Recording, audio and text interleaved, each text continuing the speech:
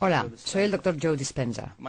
Estudié bioquímica en la Universidad Rutgers y luego obtuve mi título en la Universidad Life, cerca de Atlanta, Georgia. En los últimos 7 años me ha interesado mucho el estudio de la remisión espontánea de enfermedades. En otras palabras, casos de personas diagnosticadas de afecciones como cáncer, diabetes o raros trastornos genéticos para los cuales la medicina no tenía cura. Estudié a gente con trastornos cardiovasculares como taquicardia o arritmia, hipertensión, a gente que tenía elevados niveles de colesterol, enfisema, problemas endocrinos como trastornos tiroideos, y me interesaba saber si existían factores en común entre estas personas. Y descubrí que todas las personas que experimentaban una remisión espontánea tenían 4 cosas en común. La primera era que cada persona aceptaba y creía que había una inteligencia divina que controlaba su cuerpo. Puede que algunos le llamen inteligencia espiritual y otros digan que es una mente superior o una mente más profunda, pero todos aceptaban que había una inteligencia mucho más grande que ellos. Aunque a esta inteligencia mística la llamamos inteligencia espiritual, en realidad no tiene nada de mística. Es la misma inteligencia que hace que tu corazón lata en este momento. Tu corazón bombea 7,5 litros de sangre por minuto, más de 378 litros de sangre por hora, late 100.000 veces al día, 40 millones de veces al año y más de 3.000 millones de veces en una vida. Bombea constantemente sin que tengamos que pensar en ello conscientemente. Si consideramos eso, hay un orden, hay una inteligencia que nos da vida, que mantiene el latido de nuestro corazón. Es la misma inteligencia que digiere nuestra comida, que la descompone en gases y nutrientes y la organiza para reparar el cuerpo. Todo ello sucede sin que lo pensemos conscientemente. Y estas personas empezaron a entender que había una inteligencia a cargo de su cuerpo que era superior a ellos, que realmente sabía más que ellos. Y que si conseguían conectarse con esta inteligencia, quizás se encargaría de curarlos. Cada segundo perdemos 10 millones de células. Y en el segundo siguiente producimos otros 10 millones de células. Nosotros no pensamos en hacerlo. Tú y yo somos seres con libre albedrío. Pero hay un orden, una inteligencia que lo hace por nosotros. Cada célula del cuerpo, de los 100 billones de células del cuerpo físico, cada célula experimenta 100.000 reacciones químicas por segundo. Si eso lo multiplicamos por los 10 billones de células, podemos ver que hay cierta inteligencia que nos da constantemente vida. Ahora, lo interesante de esta inteligencia es que tiene una voluntad independiente de nuestra voluntad. Nos da vida constante y sistemáticamente. Su voluntad trasciende nuestra voluntad. Su mente trasciende nuestra mente. Y mantiene un orden en el cuerpo físico. Un ejemplo serían las enzimas activas en el ADN de las células. Hay 3.200 millones de ácidos nucleicos en los genes de una célula. Esta inteligencia envía proteínas a lo largo de los ácidos nucleicos y corrige las mutaciones para que no nos descompongamos. Si pensamos en esto, esta inteligencia nos da vida constantemente. Y estas personas dijeron, cabalgo en la espalda de un gigante. Y si puedo aprender a conectarme con esta inteligencia, ella me sanará. Eso es lo primero que aceptaron todos.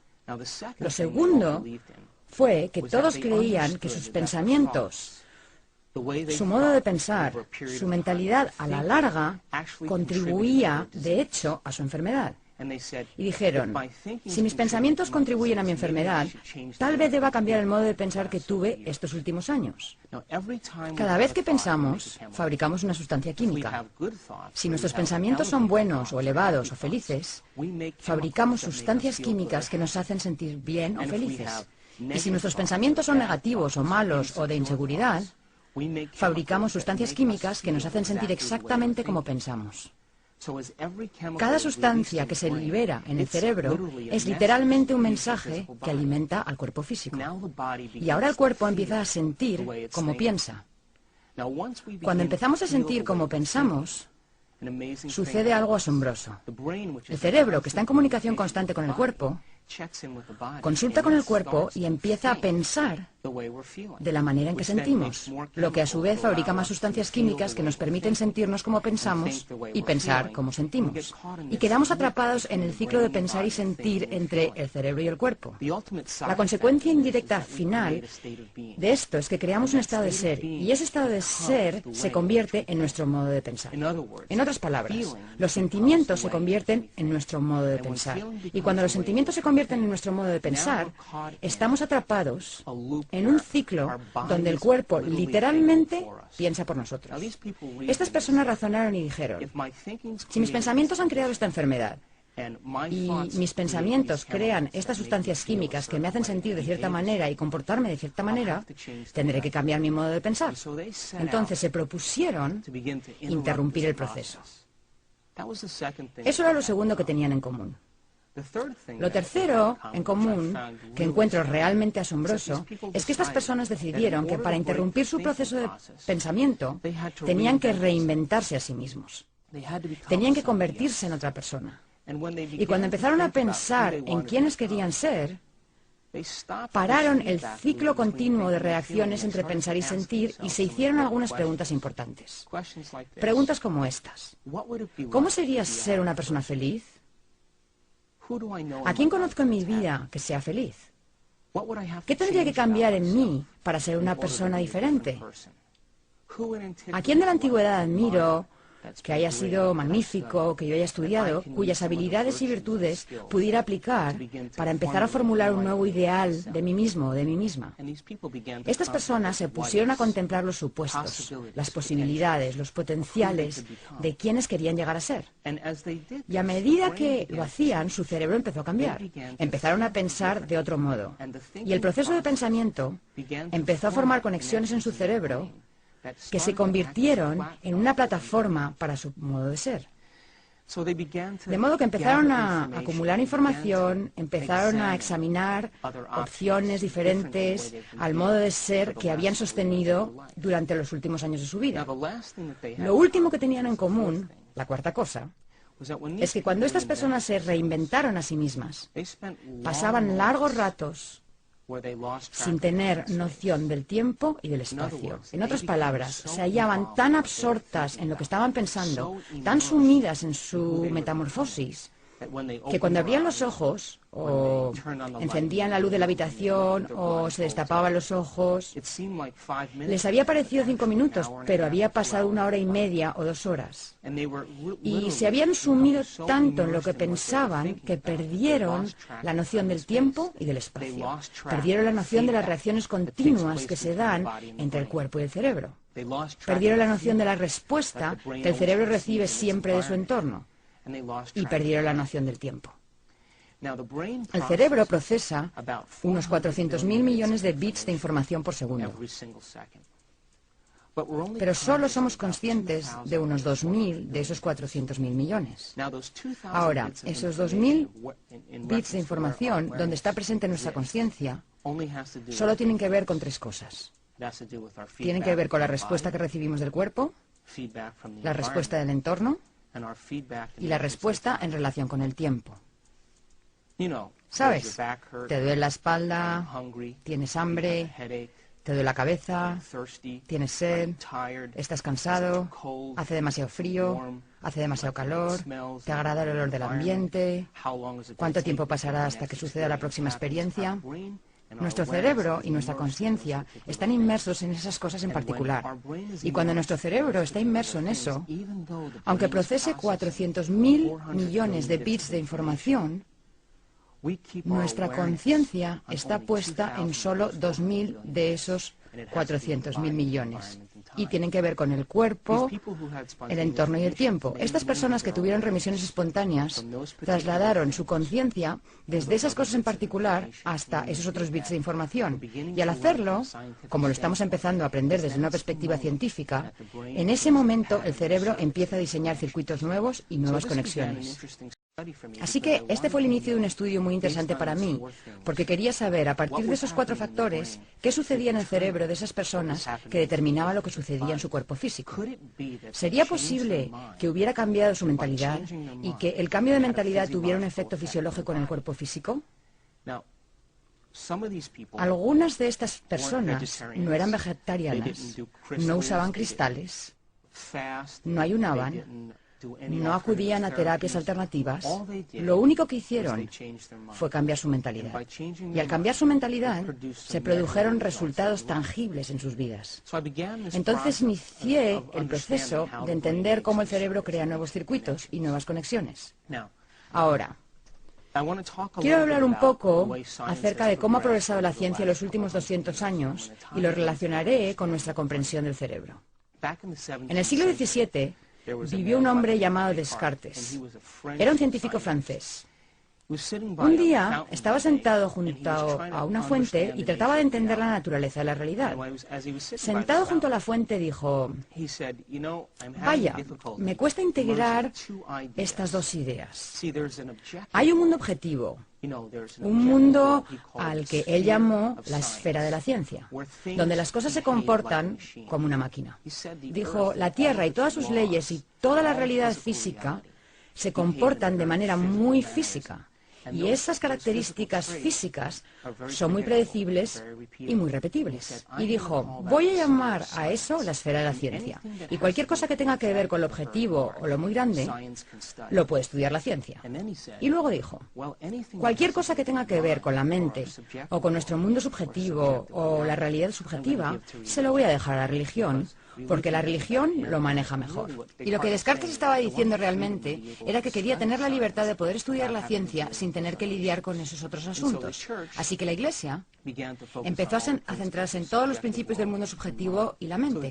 La Iglesia pasó a ser siempre la mente, nunca la materia. Y la ciencia, siempre la materia, nunca la mente.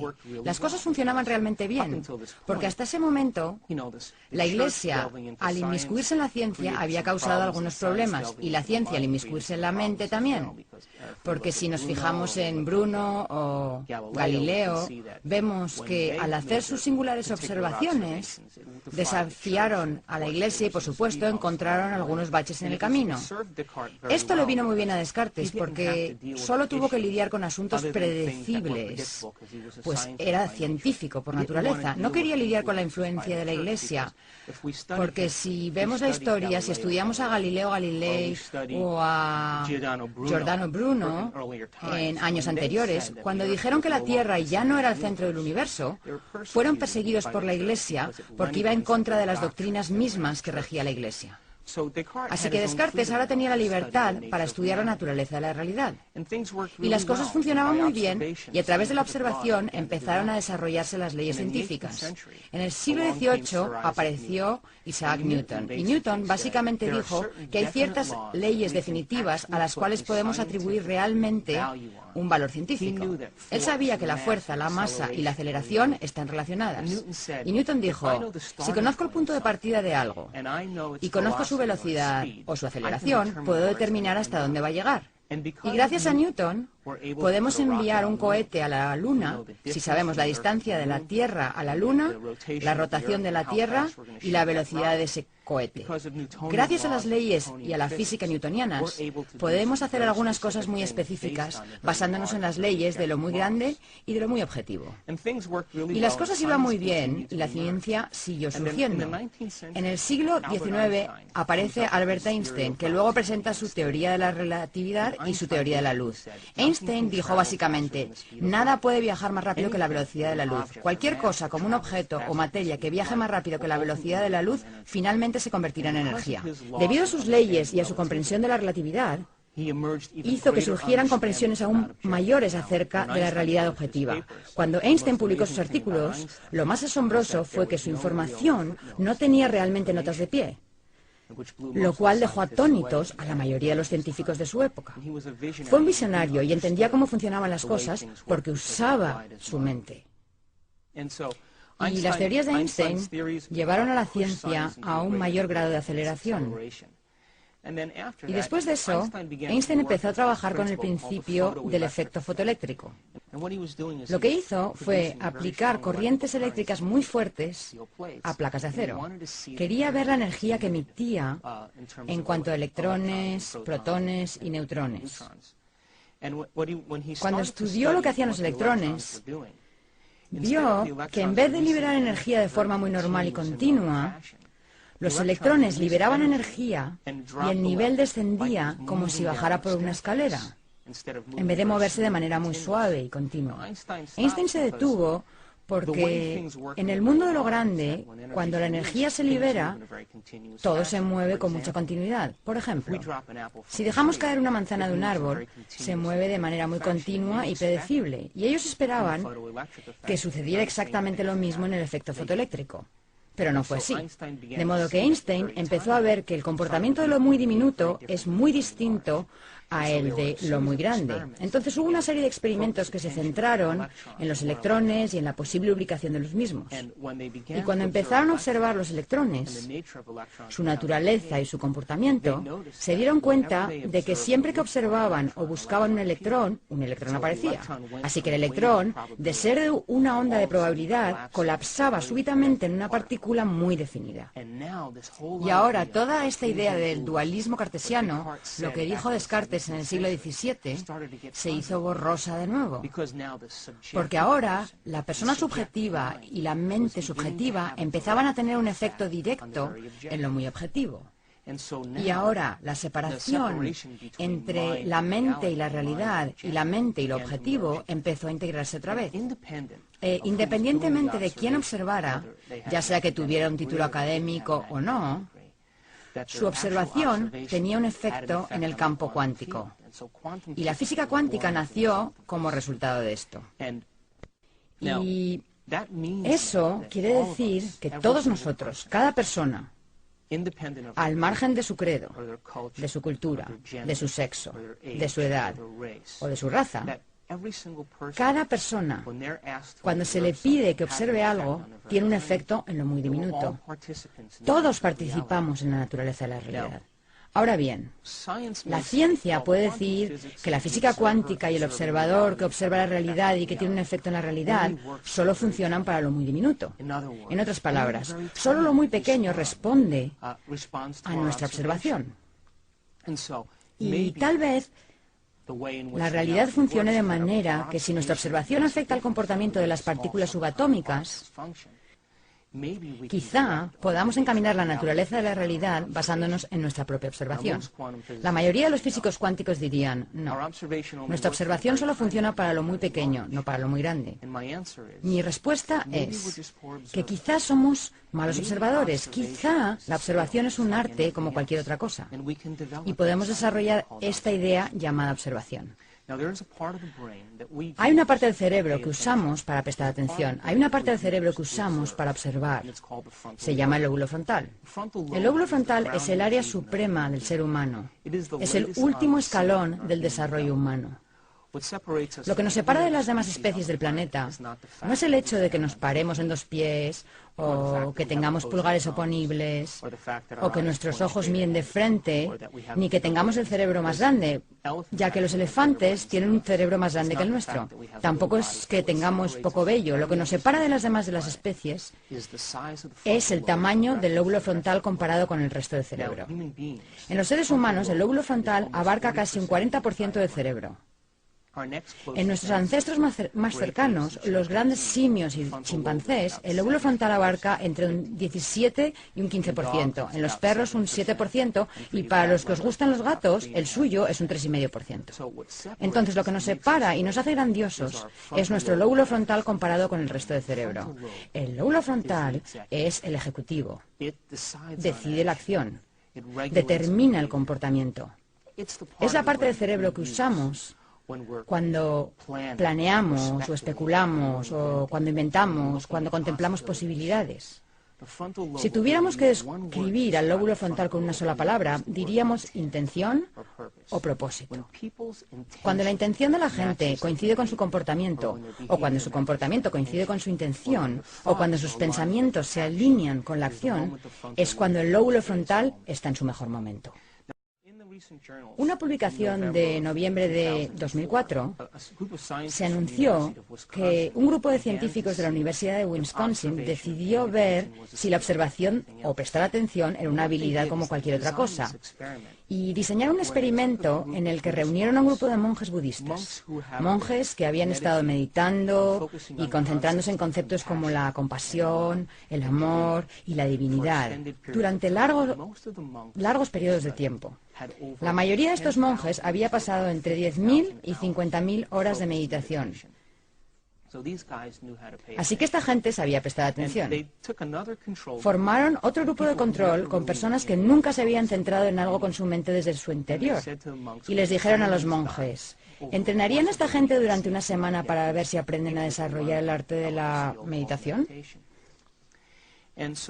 Entonces, conectaron unos 256 electrodos en todo el cerebro de los monjes para medir qué tipo de actividad se registraba cuando estos monjes prestaban atención, y luego harían lo mismo con el grupo de control. Cuando estos 8 monjes se conectaron a estos escáneres, cuando se concentraron en un concepto como la compasión, cuando se concentraron en una idea dentro de sí mismos, su lóbulo frontal se encendió como nada que hubiesen visto los científicos anteriormente. La actividad del lóbulo frontal era enorme.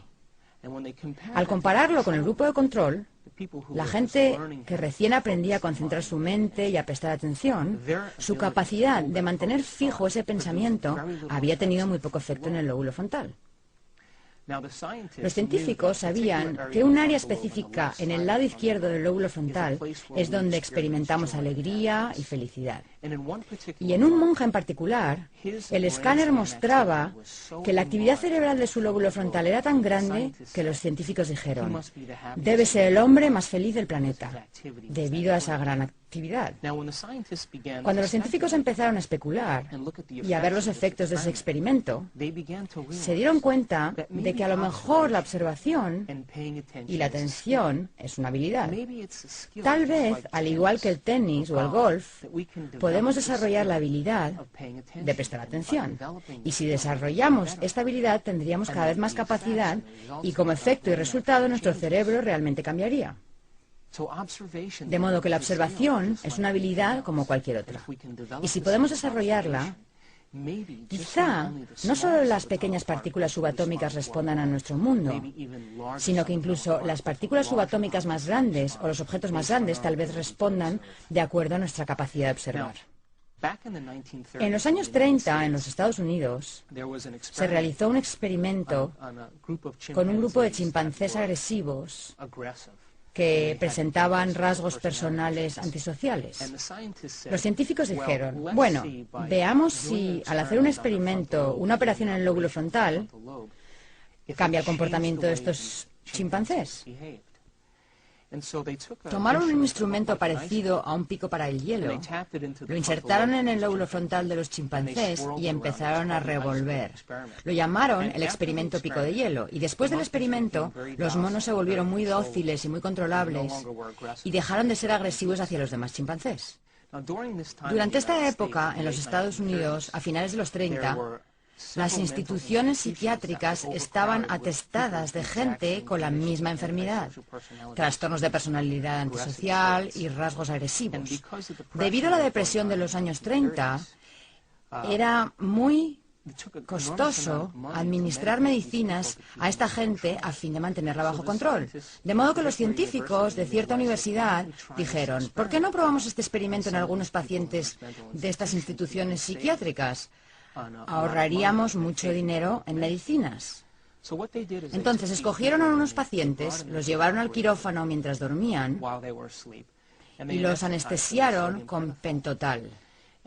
Una vez anestesiados, insertaron un bisturí por debajo del párpado y perforaron la parte más blanda del cráneo detrás del globo ocular. Y cuando perforaron el cráneo en ese área, con un bisturí, la rasparon de lado a lado.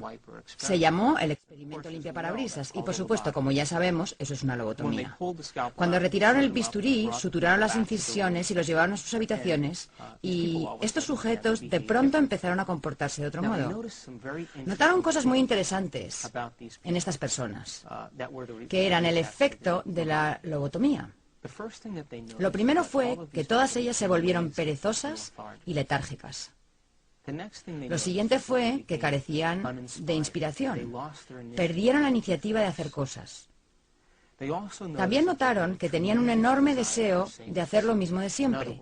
En otras palabras, les gustaba escuchar la misma estación de radio, comer la misma comida, usar la misma ropa, y si les alteraban la rutina de alguna manera, se desmoronaban emocionalmente. Así que tenían un deseo tremendo de hacer siempre lo mismo. También se dieron cuenta de que no se podían concentrar en una tarea única. En otras palabras, empezaban algo y se distraían, empezaban otra cosa y se distraían y empezaban otra cosa. Nunca terminaban un ciclo de acción.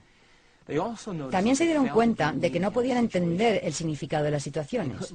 No podían aprender nada nuevo. No podían modificar su conducta. Aprender es modificar nuestra conducta.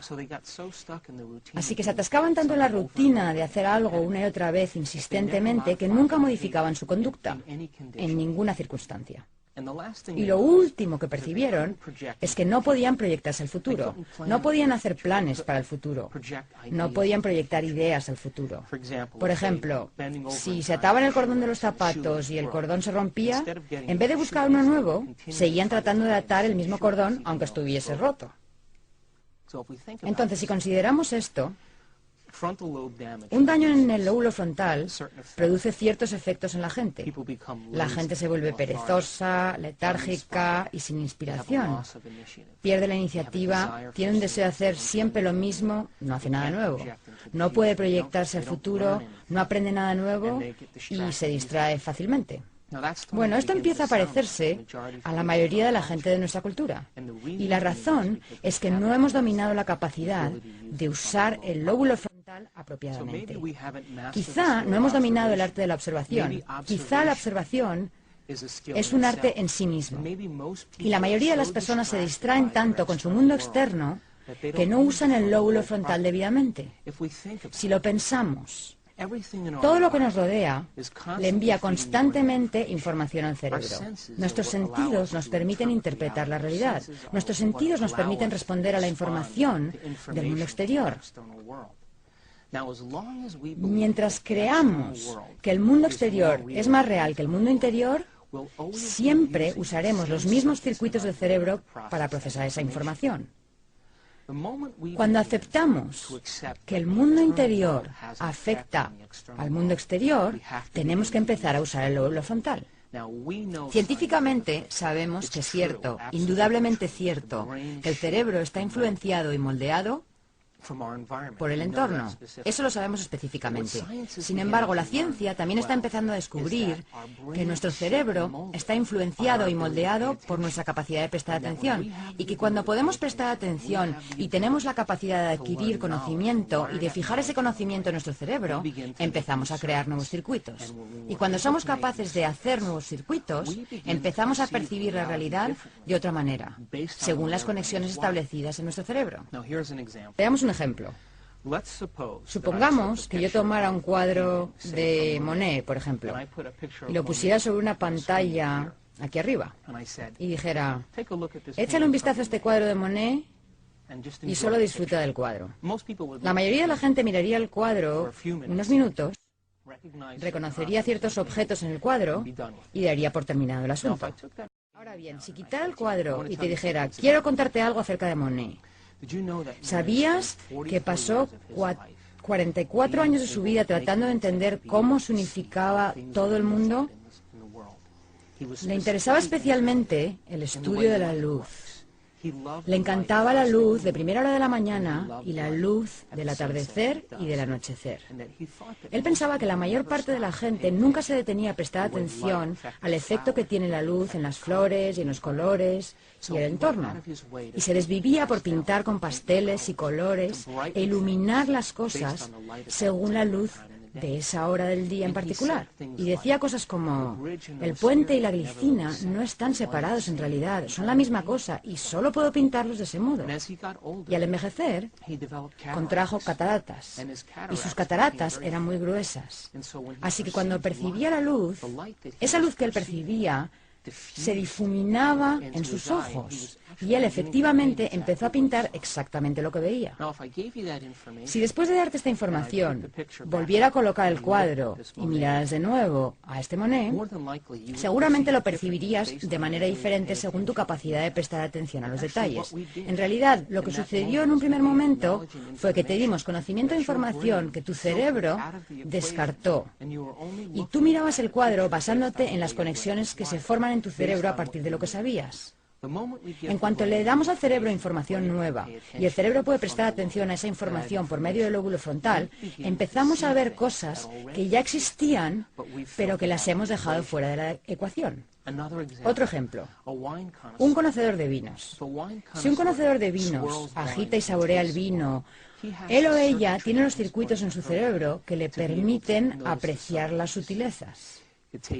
Reconoce el sabor de los taninos y los ácidos, puede oler el bouquet y los aromas. Eso puede integrarse en datos más específicos acerca de robles y diferentes clases de uvas. Y puesto que su cerebro ha sido educado y él ha establecido circuitos y porque ha puesto atención en percibir las diferencias en la realidad llamada catar el vino, es capaz de percibir las sutilezas. Ahora bien, para la persona que no tiene los circuitos instalados de esa experiencia en particular y que no tiene las conexiones en su cerebro que le permitan saber qué buscar, ese vino sabrá como cualquier otro vino. Y así es como funciona la realidad. Percibimos la realidad según la estructura de las conexiones del cerebro. Los científicos han hecho ciertos experimentos para comprobar si esto es realmente cierto, y llegaron a la conclusión de que sí que lo es. Convocaron a un grupo de personas y les preguntaron si querían participar en un experimento en el cual tendrían que usar gafas durante 2 semanas. Ahora bien, estas gafas no eran comunes y corrientes. Estaban divididas a la mitad. Y al mirar a la izquierda, se veía azul, y al mirar a la derecha, amarillo. Así que las lentes estaban separadas de manera que un lado era azul y el otro amarillo. Y les dijeron, queremos que uséis estas gafas para todo lo que hagáis durante el día. Usadlas cuando llevéis a vuestros niños a la escuela, cuando vayáis a trabajar, usadlas para todas vuestras actividades habituales. Y usadlas durante 2 semanas. Entonces, diferentes personas usaron estas gafas cierto tiempo y al final del experimento se los invitó a regresar al laboratorio. Cuando los participantes llegaron al laboratorio se les dijo, lo que queremos ahora es que miréis este trozo de papel. Era una hoja de papel blanco. Y les preguntaron, ¿qué color veis cuando miráis este papel? Cada una de las personas que participó en el experimento dijo, es una hoja de papel blanco. Bien, les dijeron, mirad a la izquierda. ¿Veis un trozo de papel azul allí? No, respondieron. ¿Y cuando miráis a la derecha, veis un trozo de papel amarillo? Dijeron no. Así que los científicos tuvieron que dar marcha atrás, porque se dieron cuenta de que esas personas estaban coloreando la realidad de acuerdo con su memoria. Estaban revistiendo la apariencia de las cosas según los circuitos que ya tenían instalados. Y cuanto más participaban en el mundo, más rápido se desvanecía el color para ellos. Y esencialmente, eso es lo que hacemos en la realidad. Nuestro cerebro está interconectado de una cierta manera. Estamos provistos de una cierta cantidad de circuitos en nuestra vida y luego ampliamos esos circuitos con las conexiones que establecemos a partir del conocimiento que adquirimos. Y si no adquirimos nuevo conocimiento, usamos siempre los mismos circuitos, lo que hace que la realidad se presente exactamente igual. Si el conocimiento y la información que obtenemos no son convencionales, si se salen de los parámetros de lo que se acepta científica, social y políticamente, e incluso de lo que se acepta religiosamente, a lo mejor empezamos a percibir la realidad de otra manera, basándonos en ese conocimiento que hemos adquirido. Ahora, al estudiar aquellos casos de remisión espontánea de personas que se curaron a sí mismas de diversas enfermedades, fue interesante percibir que independientemente de su cultura, de su credo, de su nivel de educación o de su religión, independientemente de su sexo, básicamente dijeron, voy a observar un resultado diferente. Y voy a aferrarme a esta observación independientemente de la reacción de mi cuerpo independientemente de la reacción de mi entorno e independientemente del tiempo. El lóbulo frontal, la corona de la evolución del ser humano, nos permite hacer eso. El lóbulo frontal nos da permiso para que el pensamiento sea más real que todo lo demás. El lóbulo frontal nos da permiso para aferrarnos bien a un concepto, a una idea, aferrarnos a una visión o a un sueño, independientemente de las circunstancias presentes en nuestro mundo, de las circunstancias presentes en nuestro cuerpo y de las circunstancias relacionadas con el tiempo. Y esas son las cosas y los rasgos que secretamente admiramos en los grandes personajes de la antigüedad, ya sea Martin Luther King o William Wallace. Alguien que tuvo una visión, alguien que tuvo una idea. Un héroe dijo: yo creo en estos principios morales y en esta ética, y aunque mi entorno no está de acuerdo con mi pensamiento es más importante que mi entorno. Y el lóbulo frontal del ser humano nos concede ese privilegio. Nos da el privilegio de que el pensamiento sea más real que todo lo demás. Ahora, en la mayoría de las especies de la naturaleza, lo que las hace cambiar es que están expuestas a ciertos estímulos desfavorables del medio ambiente, están expuestas a cierta característica del medio ambiente y tienen que adaptarse o acomodarse o aclimatarse a cierto tipo de estímulo ambiental, ya sea frío o calor o cualquier otra peculiaridad. Y lo que ocurre es que esa especie se establece en un entorno específico. Y después de varias generaciones en las que la misma especie habita el mismo ambiente desfavorable, después de cierto lapso de tiempo, después de varias generaciones, esa especie modificará su comportamiento y cambiará su genética. Eso se llama evolución. Pero los seres humanos no necesitamos hacer eso. Debido al tamaño del lóbulo frontal y debido a nuestra capacidad de especular sobre las posibilidades y preguntarnos sobre los potenciales y contemplar las eventualidades, podemos inventar nuevas ideas y nuevos modos de ser. Y nos da el privilegio de modificar nuestra conducta en una misma vida. Y nos da el privilegio de cambiar nuestros actos en una semana. Podemos modificar nuestro modo de actuar en un solo día y podemos cambiar en un momento. Lo único que necesitamos dominar es este arte que se llama observación. Cuando empezamos a usar el cerebro adecuadamente, cuando prestamos atención a un concepto o a una idea, ocurre algo asombroso en el cerebro. El lóbulo frontal baja el volumen de los estímulos externos, baja el volumen del cuerpo y del ciclo continuo de reacciones que va del cuerpo al cerebro, baja el volumen de la respuesta del medio ambiente. No sabes si hace calor o frío, no sabes si está oscuro o si hay luz. Tu cerebro se convierte en el amplificador del pensamiento y baja el volumen del tiempo. En otras palabras, mientras mantengamos un concepto fijo en el lóbulo frontal, perderemos la noción del tiempo y del espacio. Ahora, la ciencia empieza a entender que nuestra forma de crear circuitos en el cerebro, nuestra forma de establecer conexiones en el cerebro, además de permitir que el entorno moldee y dé forma a nuestro cerebro, podemos moldear y dar forma a nuestro cerebro prestando atención. Y si podemos mantener fija una idea, empezamos a establecer conexiones en nuestro cerebro. Al establecer esas conexiones en nuestro cerebro, dejamos huellas o marcas neurológicas de esos conceptos en los tejidos. Y esas huellas, entonces, funcionan como la base de nuestro modo de comportarnos y de actuar. El lóbulo frontal, entonces, la cúspide del desarrollo del ser humano, permite que el pensamiento sea más real que todo lo demás. Y cuando empezamos a formar ideas y a formar conceptos, y ponemos toda nuestra atención en ese concepto, el lóbulo frontal baja el volumen de todos los estímulos externos. Y lo único que se vuelve real es el pensamiento mismo. Cuando eso sucede, se produce un cambio físico en el cerebro. El cerebro toma esa imagen holográfica que mantenemos fija en el lóbulo frontal y crea un patrón de conexiones que se asocian con ese concepto o idea. Así que cuando aprendemos algo nuevo, creamos conexiones en nuestro cerebro. Creamos nuevas conexiones en el cerebro. Cuando memorizamos esas cosas o cuando las recordamos, reforzamos esas conexiones o las mantenemos. La memoria es mantener conexiones. El aprendizaje es formar esas conexiones. Entonces, podemos aprender del entorno, podemos aprender de nuestras experiencias sensoriales, pero entonces no seremos más que lo que nuestro entorno le dicta a nuestra experiencia. Pero si adquirimos conocimiento e información poco convencional, física cuántica, que el observador interviene en la naturaleza de la realidad y que nuestros pensamientos realmente cuentan, desde las partículas subatómicas hasta lo de gran tamaño. Tal vez nuestra observación, nuestra capacidad de prestar atención, empezará a formar nuevas conexiones en nuestro cerebro que nos permitirán percibir las cosas exactamente como son.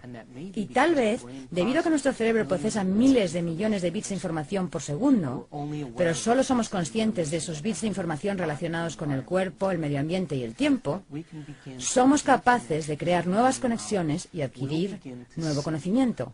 Empezaremos a ver aquello que siempre ha existido, pero que habíamos descartado de la ecuación, justamente como las personas que hicieron el experimento de las gafas. Me gustaría hablar de cómo aprende el cerebro y de cómo se forman esas conexiones.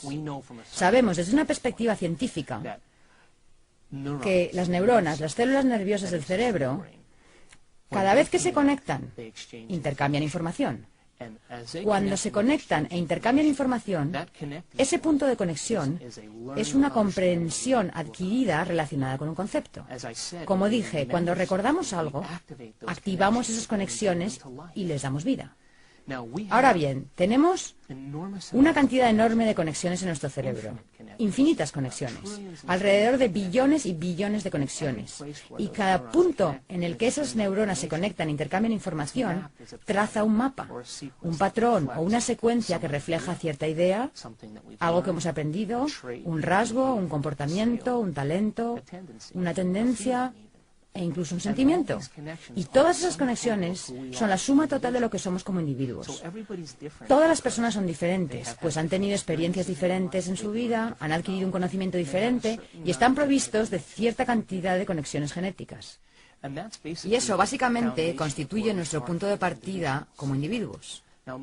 La mayoría de las personas en determinado punto de sus vidas dependen de esos circuitos establecidos y nunca aprenden nada nuevo.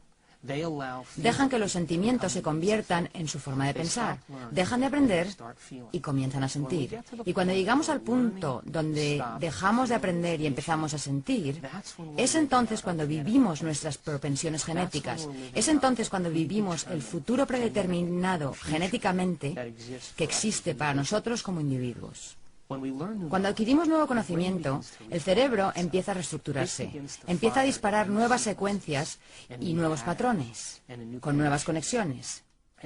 Y si podemos mantener estas conexiones durante un largo periodo de tiempo, podemos modificar y cambiar nuestro comportamiento. Y lo que ocurrió con las personas que tuvieron remisiones espontáneas es que adquirieron conocimiento y aplicaron ese conocimiento al plantearse posibilidades.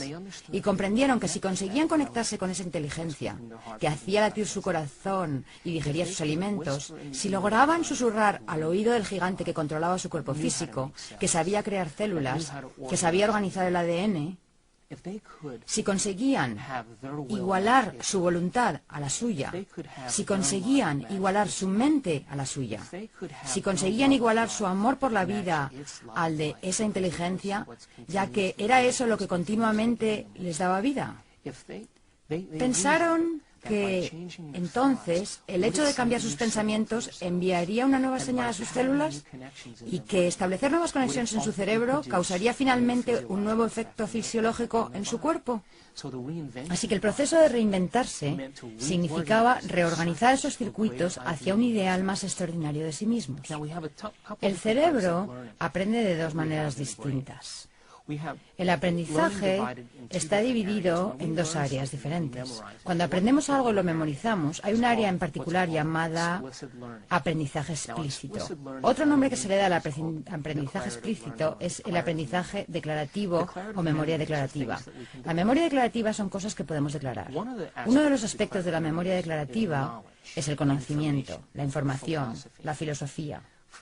Por ejemplo, Cuando adquirimos nueva información, nuevo conocimiento, datos intelectuales, filosofía, cada vez que hacemos eso, el cerebro crea determinado tipo de circuitos. El segundo tipo de memoria declarativa se llama experiencia. Las experiencias, por lo tanto, son cosas que podemos declarar. Puedo declarar que yo soy un hombre, puedo declarar que sé dónde estaba el 11 de septiembre, puedo declarar que me gustan las manzanas, porque he vivido esas experiencias. Los sistemas de memoria del cerebro relacionados con la memoria declarativa tienen una secuencia muy específica según la cual el cerebro estructura esa información. Se estructura en el cerebro pensante, en la parte del cerebro donde existe la consciencia presente. Y esa secuencia de conocimiento y de experiencia en particular permite que el cerebro funcione en la realidad. Podemos manejarnos en el mundo exterior debido a que usamos conscientemente la memoria declarativa para tomar decisiones. Usamos conscientemente la memoria declarativa para proyectar el futuro. La usamos conscientemente para desempeñarnos en nuestro mundo, para tomar decisiones todos los días. Ese sistema de memoria permanece intacto para que podamos desenvolvernos en nuestro mundo. El segundo sistema de memoria se llama memoria implícita. Los sistemas de memoria implícita son muy poderosos, pues los recuerdos implícitos son cosas que no podemos declarar. Se llama memoria no declarativa. Los recuerdos no declarativos son cosas tales como habilidades, hábitos, condicionamientos, rasgos, tendencias e incluso comportamientos. Esos rasgos y comportamientos los hemos practicado y ejercido tantas veces que ya no necesitamos pensar en ellos.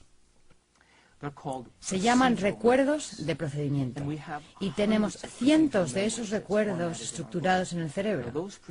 Esos recuerdos de procedimiento son cosas como maniobrar la palanca de cambios de nuestro coche. Cuando usamos la palanca de cambios, lo hemos hecho tantas veces que ya no tenemos que pensar en ello. Está fijado neurológicamente como un circuito completo. Lavarnos los dientes, maquillarnos, escribir a máquina, caminar, todos esos son recuerdos de procedimiento o no declarativos. Y el cerebro procesa esa información de un modo diferente, porque va más allá de nuestros pensamientos conscientes, va más allá de nuestra memoria consciente, está fija en nosotros de manera que ni siquiera tengamos que declararla. Por ejemplo, cuando no puedes recordar un número de teléfono conscientemente en tu sistema explícito, puedes agarrar el teléfono, mirar los números y tus dedos se moverán y recordarás el número. Eso es un recuerdo implícito, porque tu cuerpo lo ha hecho tantas veces que lo recuerda tan bien como tu cerebro. Ahora bien, los recuerdos implícitos son el momento en que fijamos neurológicamente en nuestro comportamiento. La memoria implícita se da cuando realmente somos eso. La memoria implícita se da cuando hemos cambiado por completo. Entonces, si creamos conexiones en el cerebro cuando adquirimos conocimiento, adquirir conocimiento es establecer nuevos circuitos. Eso es filosofía. El cerebro cambia a consecuencia de eso. Pero no hay mayores cambios en cuanto al envío de señales al cuerpo, de nueva información al cuerpo. Es una información intelectual. Cuando vivimos una nueva experiencia, cuando personalizamos ese conocimiento, cuando personalizamos o aplicamos ese conocimiento, podemos generar una experiencia nueva. Y esa nueva experiencia, entonces, nos permite estructurar y cambiar nuestro comportamiento. Por lo tanto, el conocimiento aplicado crea una nueva experiencia.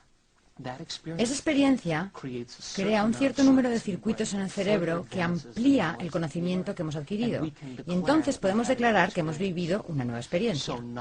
Así que el conocimiento es pensar. Es nuestro cerebro pensante. Cuando adquirimos nuevo conocimiento, aprendemos a pensar a partir de ese conocimiento.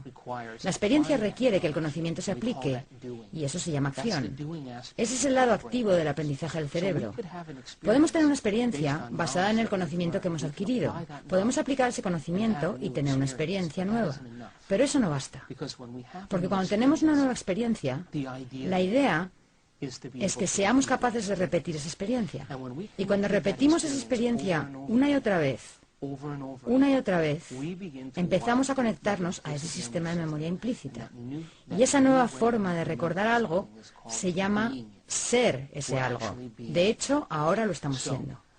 De modo que aprender, adquirir nuevo conocimiento es la parte pensante del cerebro. Aplicar ese conocimiento y lo que hemos aprendido, aplicar nuestro pensamiento para tener una nueva experiencia, modificar nuestro comportamiento para tener una nueva experiencia, eso se llama hacer o acción.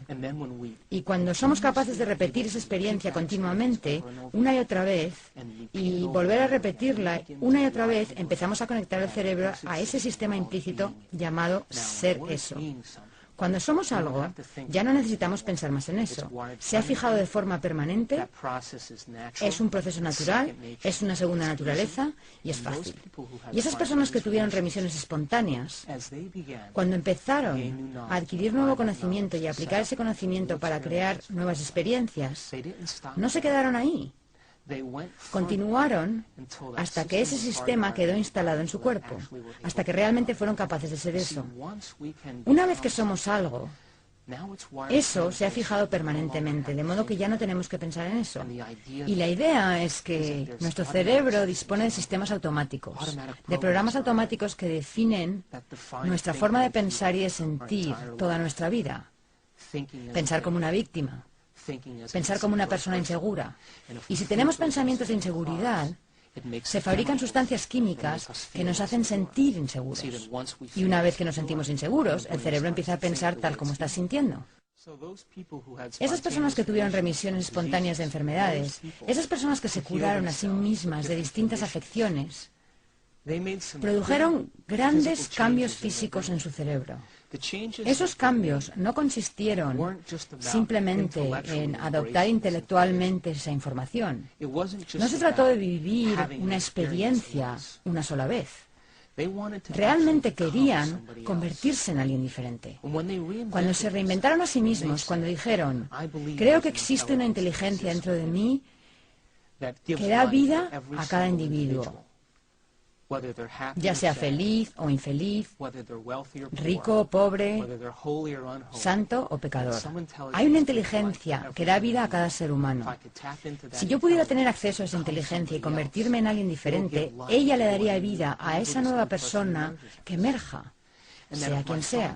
Y si mis pensamientos cuentan, voy a tener que construir unas conexiones neurológicas permanentes en mi cerebro para convertirme en ese nuevo patrón de ser.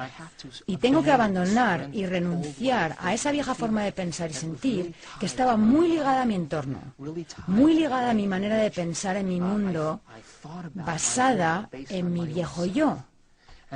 Y tal vez aquellos viejos sentimientos y esas viejas conexiones estaban ligados a viejas experiencias. Y tal vez, al reinventarme a mí mismo o a mí misma, habrá un periodo de tiempo en el que no tendré sentimientos. Quizá esas viejas emociones y esos viejos sentimientos estaban ligados a alguna vieja experiencia que fue la verdadera causa de la enfermedad en primer lugar. Y al desprenderse de esos viejos pensamientos y sentimientos, solo con dejarlos y reemplazarlos con una nueva idea del yo, una nueva señal recorrió el cuerpo y la persona realmente se liberó. Y lo único que tuvo que hacer fue separarse de la gente, de las cosas y de las distracciones del entorno y del tiempo, de los episodios, sucesos, y dejar que el pensamiento fuera más real que todo lo demás. En el proceso de ensayar, en el proceso de pensar en quién querían convertirse, en el proceso de pensar en eso una y otra vez, hicieron que esos circuitos se volvieran más permanentes. Comenzaron a crear un nuevo individuo, a emerger como un nuevo ser. Y como resultado de eso, de ese proceso, donde desarrollaron la capacidad de prestar atención, desarrollaron la capacidad de llevar su mente lejos de su cuerpo, de llevar su mente lejos del entorno. Incluso llevaron su mente lejos de la referencia del tiempo. Y cuando hicieron eso, es posible que abrieran la puerta del campo cuántico. Tal vez estaban entrando en un nuevo nivel mental. Y cuando eso sucede, cuando podemos hacer que el pensamiento sea más real que todo lo demás, el cerebro empieza a estructurar esos patrones y conexiones que son iguales a lo que somos y en quienes nos estamos convirtiendo.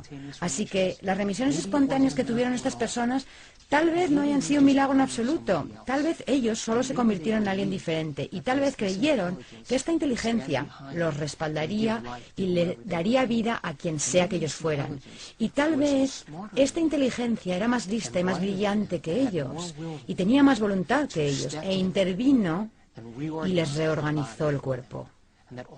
Y lo único que tuvieron que hacer fue convertirse en alguien diferente. Y cuando así lo hicieron, esa inteligencia les dio vida, y su vida cambió, y su salud cambió, y su futuro cambió. Tal vez esas personas que tuvieron remisiones espontáneas renunciaron a los sentimientos y a las emociones que estaban ligadas al pasado. Y en el proceso de convertirse en alguien nuevo, en ese proceso de reinventarse, donde crearon nuevos circuitos con los que operar, abandonaron su pasado y su asociación al pasado y a todos los sentimientos y las emociones que lo acompañaban. Y tal vez las sustancias químicas que alimentaban al cuerpo basadas en esos pensamientos dejaron de fabricarse. Y debido a que ya no se fabricaban, la señal enviada al cuerpo era una nueva señal. Y esa nueva señal enviada al cuerpo no tenía ninguna relación con su asociación a esas actitudes del pasado, a esos pensamientos y a esos sentimientos del pasado, sino que ahora la persona tenía una idea de su futuro, una idea de algo a lo que aspirar.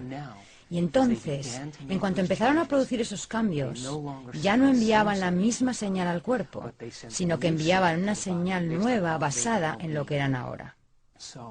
De modo que, si consideramos esto, entonces toda la idea de la separación entre mente y materia, la separación entre lo objetivo y lo subjetivo, puede que empiece a integrarse realmente cuando apliquemos todos estos principios. Tal vez la mecánica cuántica nos permita decir que nuestra observación cuenta.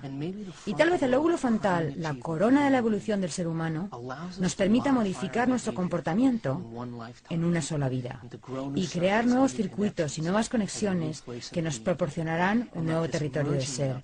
Y esta fusión, que será ahora entre mente y materia, básicamente dice esto: mi pensamiento cuenta. Y porque mi pensamiento cuenta, debería tener un efecto directo sobre lo que está más cerca de mí, mi cuerpo físico. Y si podemos integrar esas ideas, hemos dado la vuelta completa y comprendido que no existe la separación, que la mente realmente da vida a la materia, y que es nuestra mente como individuos la que puede unirse a una mente mayor.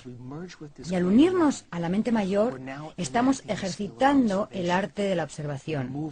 Ponemos nuestra atención lejos de nuestro cuerpo, ponemos nuestra atención lejos de nuestro entorno y nos olvidamos del tiempo. Y cuando hacemos esto, ahora, la mente pura tiene un efecto directo sobre el cuerpo físico y sobre la naturaleza de la realidad, y afecta directamente a la materia.